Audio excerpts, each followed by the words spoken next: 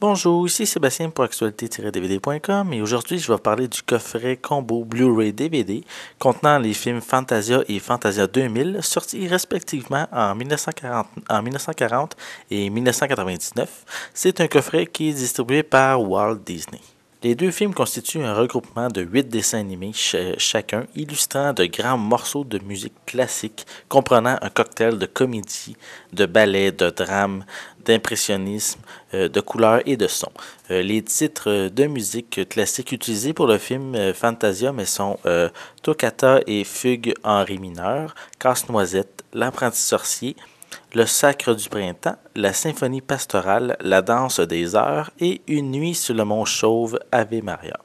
Tant qu'à pour le film Fantasia 2000, mais les pièces musicales sont Symphonie numéro 5, Les Pins de Rome, Rhapsody in Blue, Concerto pour piano numéro 2, Le Carnaval des animaux, L'apprenti sorcier, qui est une reprise du court-métrage du premier Fantasia, Pomp and Circumstance et L'oiseau de feu.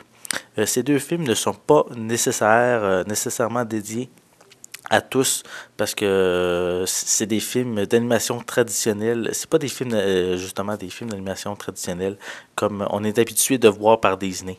La musique accompagne de magnifiques images qui prennent toute la place puis qui en laissent très peu pour les dialogues. En fait, c'est seulement le chef d'orchestre, c'est Mickey Mouse qui parle à quelques reprises.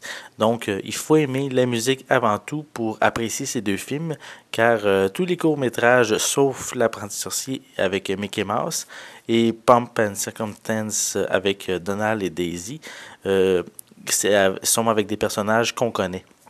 Visuellement, je peux dire que Disney nous offre deux très beaux films en Blu-ray. Ils ont mis beaucoup d'efforts sur la restauration. Visuellement, Disney nous offre deux très beaux films en Blu-ray. Ils ont mis beaucoup d'efforts sur la restauration.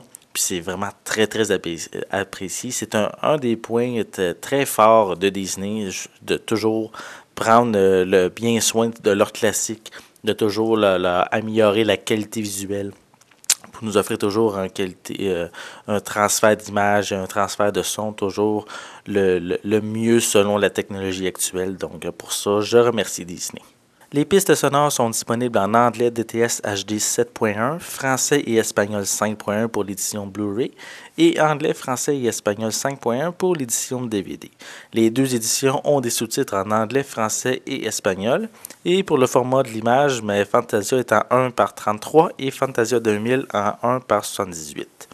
Pour les suppléments, mais on a pour Fantasia, c'est Disney Family Museum qui permet de faire une visite au musée de la famille Disney situé à San Francisco.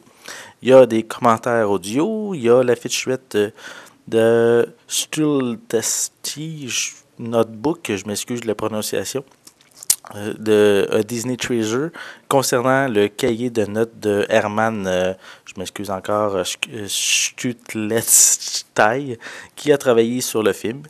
Il y a également un Interactive Art Gallery qui permet de visualiser des images du film. Pour Fantasia 2000, on retrouve comme supplément le court-métrage Destino. Il y a le documentaire Dali and Disney, A Date with Destino, concernant le travail fait par Walt Disney et Salvador Sali concernant le film, le court-métrage Destino. Il y a des commentaires audio. Il y a Musicana Walt Inspiration for Sequel to Fantasia, qui traite de la suite de Fantasia et du court-métrage, parce qu'en réalité, lors du le premier film Fantasia en 1940, Walt Disney voulait faire à chaque année un nouveau Fantasia, mais puisque le film n'a pas eu le succès escompté, mais l'idée a été abandonnée.